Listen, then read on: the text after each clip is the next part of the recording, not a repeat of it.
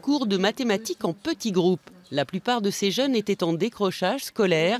Ici, ils retrouvent l'envie d'apprendre et de se projeter dans l'avenir, comme Malou. Après un an passé dans cette école, il va bientôt partir pour préparer un brevet professionnel. J'aurais jamais trouvé les formations que j'ai, je sais même pas si je travaillerais. Pas de qualification. Donc ouais, ça m'a énormément sorti du mauvais chemin, on va dire. À l'école de la deuxième chance, les jeunes peuvent reprendre pied. Ils suivent des cours, font des stages, des parcours personnalisés.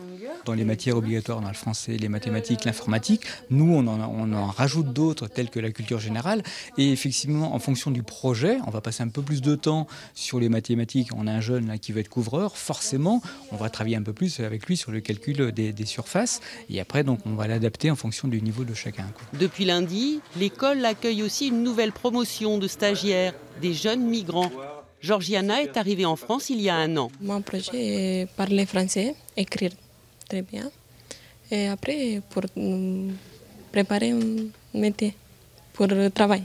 15 jeunes sont intégrés dans ce dispositif mis en place par l'école, qui fonctionne aujourd'hui en grande partie grâce au soutien financier de l'Europe. Très concrètement, pour l'école de la deuxième chance ici, c'est une subvention de fonctionnement annuel de 200 000 €. Donc c'est 40% du budget de l'école de la deuxième chance. Et c'est vraiment un coup de pouce pour aider l'école de la deuxième chance à développer plus de projets. Depuis son ouverture en avril 2011, l'école accompagne 130 à 140 jeunes chaque année. Pour 50% d'entre eux, une vraie deuxième chance, celle de trouver un travail, une formation qualifiante ou de reprendre des études.